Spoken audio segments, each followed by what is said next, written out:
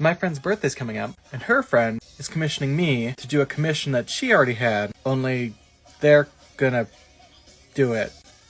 Anyways, I need to make this dress in 2 weeks, as well as a Billy Butcherson costume for my other friend who also happens to be the husband of the Sarah Sanderson friend. This is getting confusing. A long story short, I got 2 weeks to make 2 cosplays, so let's get going. So the first thing I'm going to do is design the corset so I can order the boning, because conveniently, I already have all the fabric. So that's for Sarah, and all that's for Billy. This project's been in the works for a while. I'm getting a real late start, but I still need to get the boning, so I make the pattern now, order that, and hopefully by the time that I'm ready to sew the corset, the boning will be here. Now this is the mannequin that's set up for me, so I'm going to strip it down, resize it. Alright, everything's adjusted. Unfortunately, since she actually fits this mannequin size, I don't have to add any rags or anything. And it's also symmetrical. Hey, look at that. It's going to make it so much easier. The next step will be taking muslin to drape the pattern out. Now I always start out with the front, and I line up the selvage, which is the straightest edge, right on the center, and I'm just going to basically draw out the front piece. Making sure that the fabric is pretty tight against the bodice where the piece will be. Now lucky for me, this is a pretty simple pattern. The front is basically just a bunch of triangles. I am going to be adding in a busk, just for ease of getting on and off. But otherwise, I just basically need to draw on those seam lines. Pretty simple, huh? Now I'm going to pin the corners, cut it out, and then for the second piece, I've just taken the fabric again, making sure my grain line is straight, and then basically I just keep doing that, and I've got the full pattern. So the next step will be taking this all off. Notice I've made notes to make sure I've got the grain line and what piece it is. So I like to cut off an inch here, so there's actually room for adjustment. Doesn't look much like a corset now, does it? So basically just pin to newspaper. I'm going to refine the shape a little bit, add seam allowances. So I get something like this. And now I've also drawn in where the busk and the boning is going to be, and I'm just going to keep on going for all the pieces. And there's the pattern. And I got my little chart here of what boning goes where, so now I can order. Now it's flat patterning. It's always super useful when I have the source material easily on hand. Alright, after studying a lot of pictures and watching the movie, I have the basic concept pieces. Shirt, this will be the cape, the skirt, which is a lot of just lots of panels. And I'm also going to make a slightly larger version of her purse, just because I know she likes having a big bag to put everything in at the festival that we'll be wearing this at. Also, it's really important to make sure you have the right measurements, because I literally designed most of this and then realized I was actually doing it to her husband's dimensions, which makes me kind of chuckle. But I did also pattern out his costume too, which I'll be studying right after I finish this one. So now the next step is making this into an actual pattern. So I kind of forgot to film that part. It's not terribly interesting. It literally is just making what I just drew out, only actual size. If you want really detailed instructions, I go painfully in detail about how this process works in my Red Queen videos, so go check it out. But up next is I'm going to buy a few more bits of things that I still need to get for the costume. This is my list. I also have a copy on my phone because I have lost these before. I'm actually buying for like 5 different projects in here. But it's just stuff like some extra boning and trim and stuff. A little bit of fabric for the cape because I've changed my mind on how the design works. And I've got a little clip of all of my samples, extra pens, and a scissors. I'm going to go to the fabric store, but I'm still weird about talking to myself in public, so I'm not going to talk, but here we go.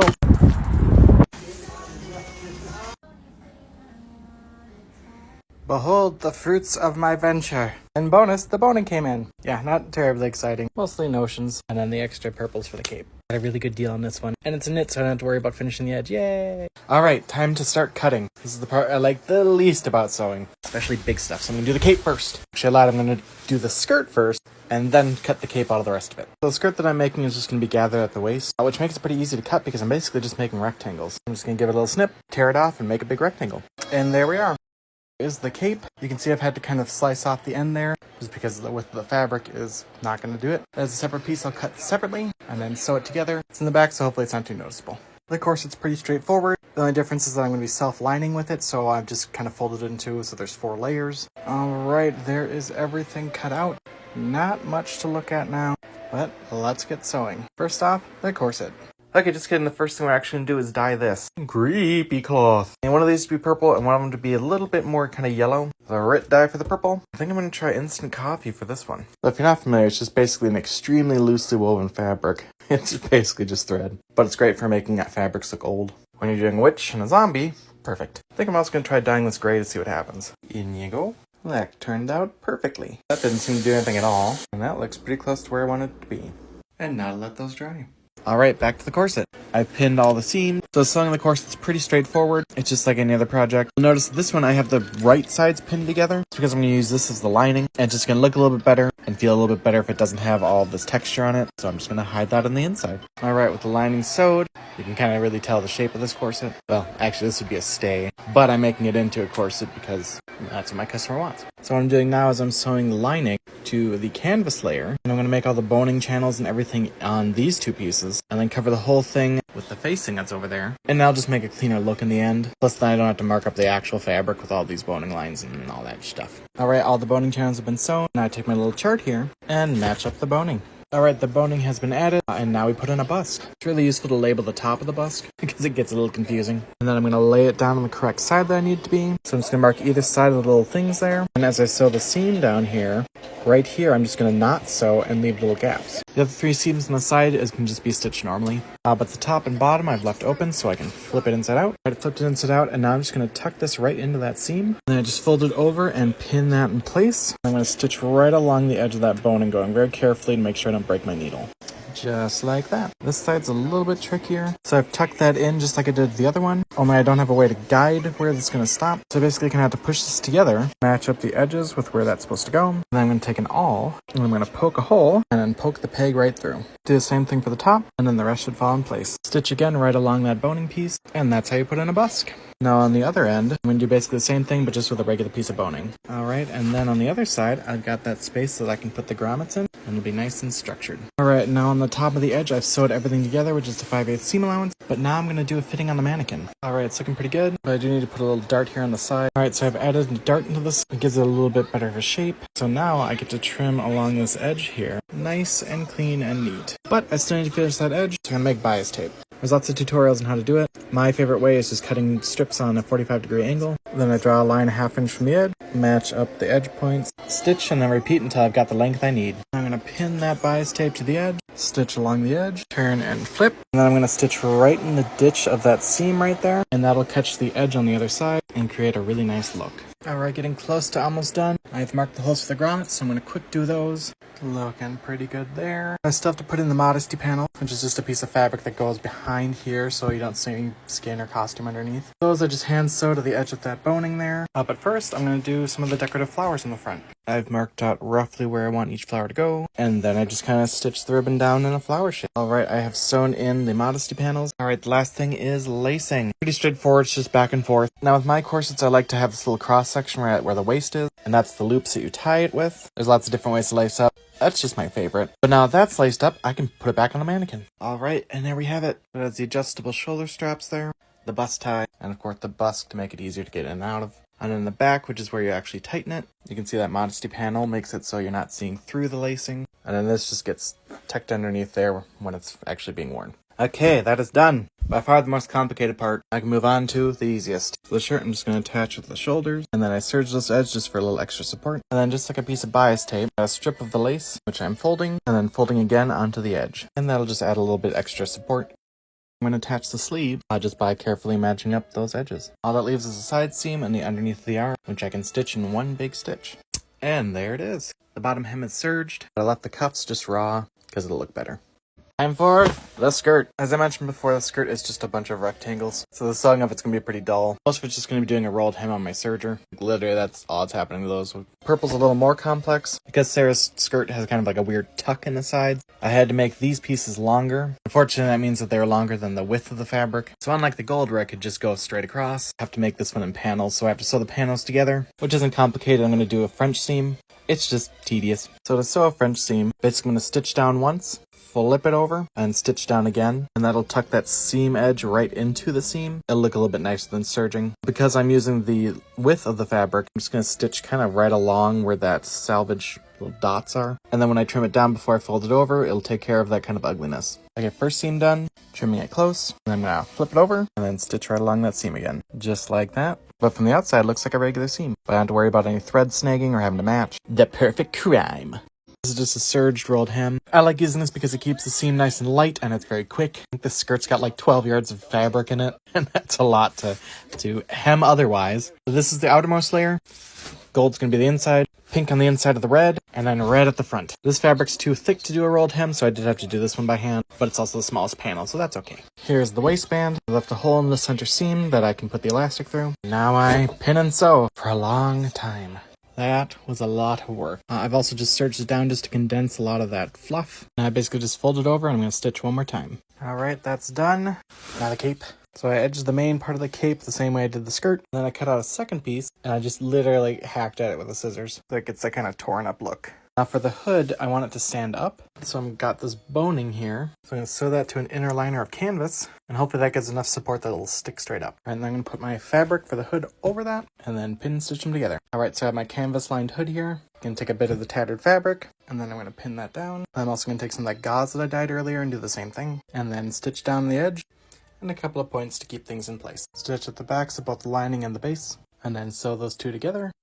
You have a hood. I'm just going to do the same thing for the 3 layers of the actual cape, and then we sew that to the hood. Alright, that's looking great too. But there's still one last thing to do. The bag. So the actual bag is very small and has a Celtic pattern on it. Made out of probably some ribbon or something. So instead I've got these batiks that kind of make a swirly pattern. And it's going to be much larger. I'm going to sew these together. Is a tight seam. Alright, here are the 2 sides of the purse. Complete with 2 inner pockets there. Alright, I've sewn the sides together, but left the bottom open so that I can add fringe. I've dug out the fringe, I'm going to tuck it in here and then stitch it shut. Add a little button, and there we've got it. A nice big bag that my customer should be able to use out at the festival. Alright, Sarah Sanderson dress part 13, the final look. Boop. So there it is. I did manage to get it so the hood does stand up just like in the movie. Nice and tattered. And when the hood isn't up, it rests very nicely on the back. Alright, let's see it without the cape.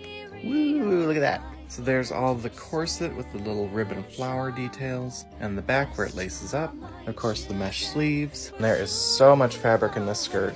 It is truly a voluminous skirt. And my customer can show a little leg if she wants. And then, of course, the larger version of her little purse that she has. My customer can put her camera, wallet, whatever she wants in there. But yeah, there you go.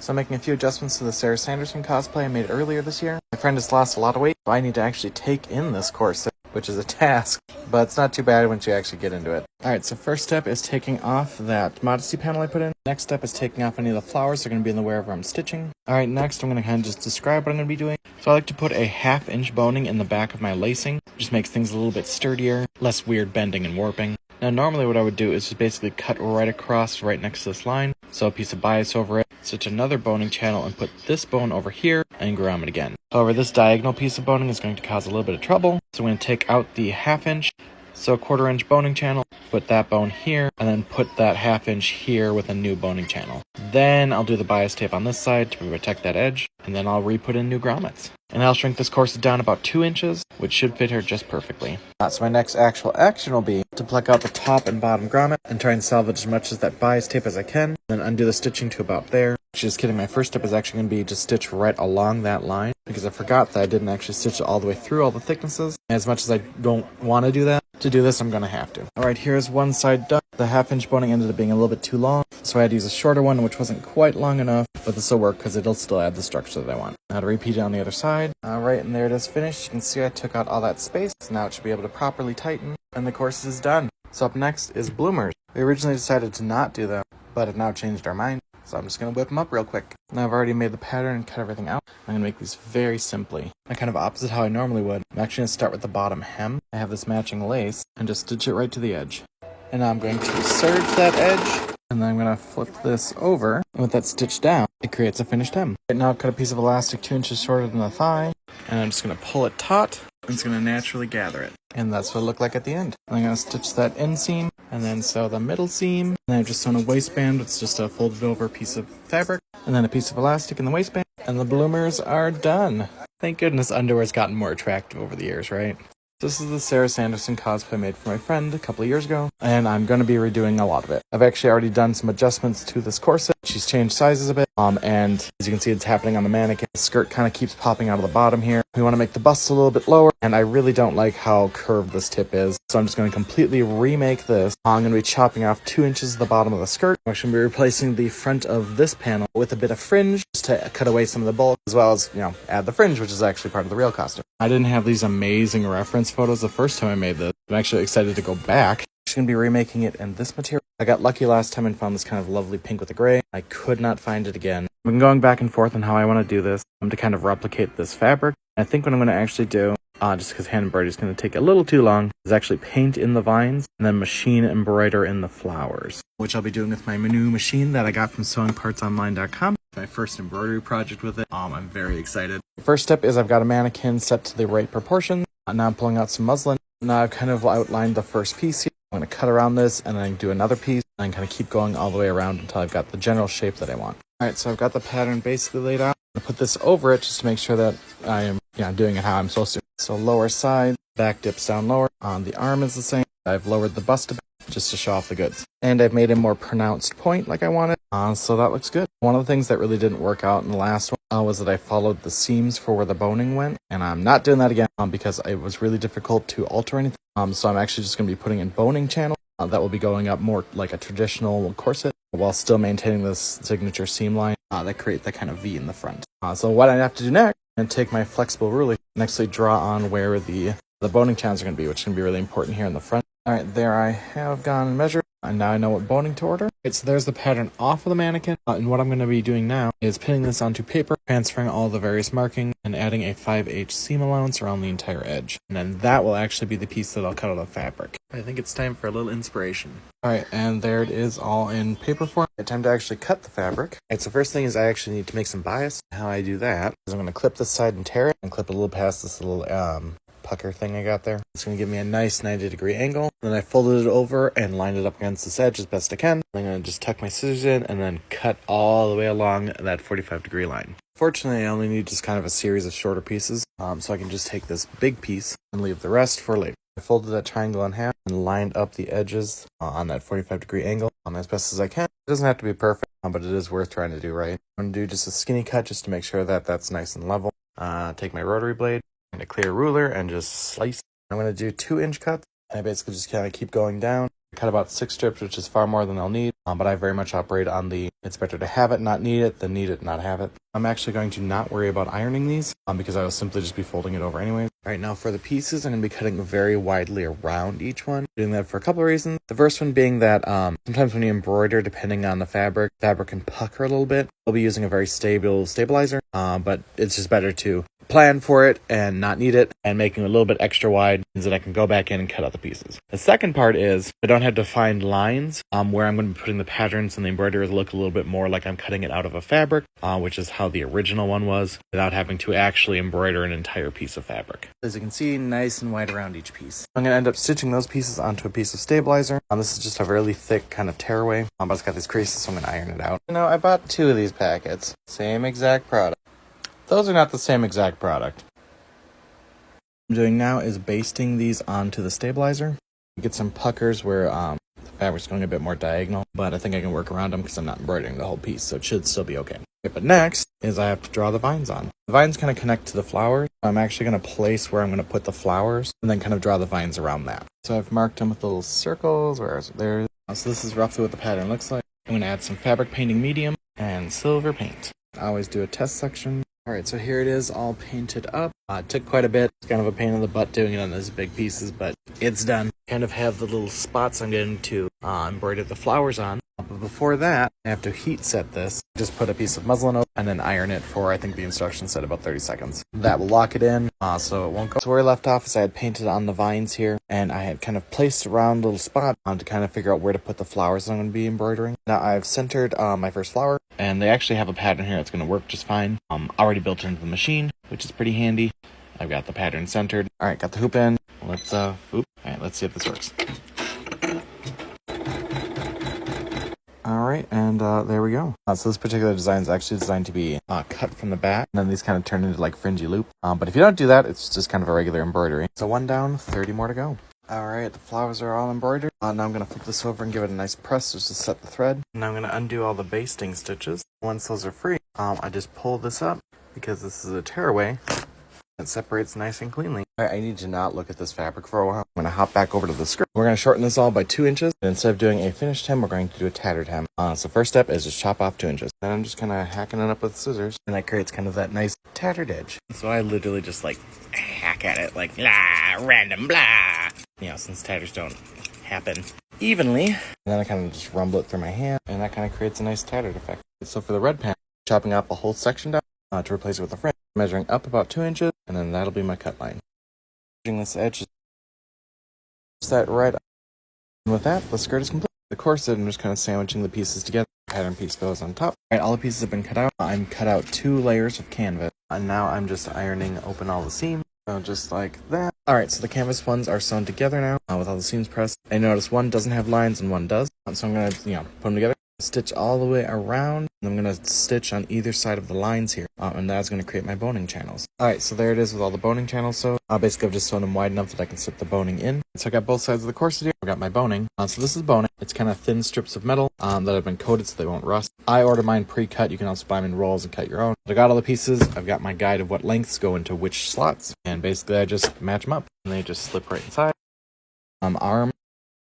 Shoulder flaps, I don't know what you want to call them, which is just a layer of canvas with the fabric on top. And I'm just going to be edge stitching. I'm going to be trying a new style of edging. Normally I stitch about 5/8, cut close, and then kind of do, about a 1/2 inch or so bias and then fold it over. But this time I'm going to be sewing to about 3/4 inch, trimming that close, and then stitching about 1/4 and then folding over. Only the bias tape will be folded in half already. It's a technique I learned from quilting, and I'm curious to see if it'll work better on this. So you can kind of see how I'm doing that there. All right, and then I've stitched everything down, including around the curve. See if I messed it up. It doesn't quite reach as far as I need, so I'm actually going to trim it down a little bit. I'm going to go in and stitch right in the ditch, basically the seam, and there we have it. Nice kind of a narrow head, almost looks like a piping. It goes well around corner, and because it's flipped, creates that nice even edge on the back. So the outside is sewn together nice and smooth, pinning with the wrong sides together. On the back sides here, I can just sew a straight line. On the fronts, I need to install the bust. It has the little dot, little pegs. I can just sew that straight down. But this side, I have to insert the loops through the seam. Now, how I prefer to do it is holding the bust up to kind of where the seam will be. I've notched where I want the bust to begin because the top part here is actually going to be laced. And with tailor's chalk or colored pencil, I mark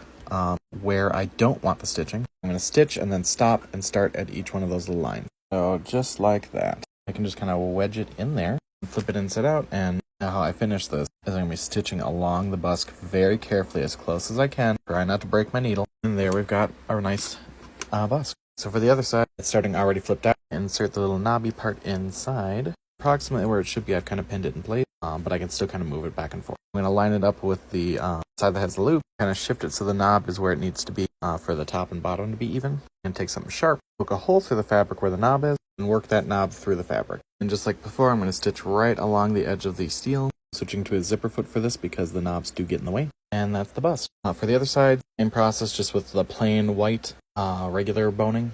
Top as well as the bottom, trimmed it really close, and then added the bias tape. So I have a nice finished half of the corset. Alright, with the edges done, I've marked where my grommet holes will go. I'm going to quick go pound those in. Alright, these are the modesty panels, which is just 2 layers of the fabric. The point of these are to go in between the front and the back, basically to fill in any gaps. Just makes it look a little bit cleaner, and also makes it more modest. I'm just going to kind of hand stitch that onto the lining. Alright, now I'm lacing it, which is basically under, over, under, over, under, over. There it is laced up in the back. I've also laced up the front with some ribbon. I haven't set the grommets here because I want to fit these to my friend before I do anything permanent. But there'll be 2 grommets and this will just lace together. Also added some D-rings to put the purse that attaches to it. And there is the final thing.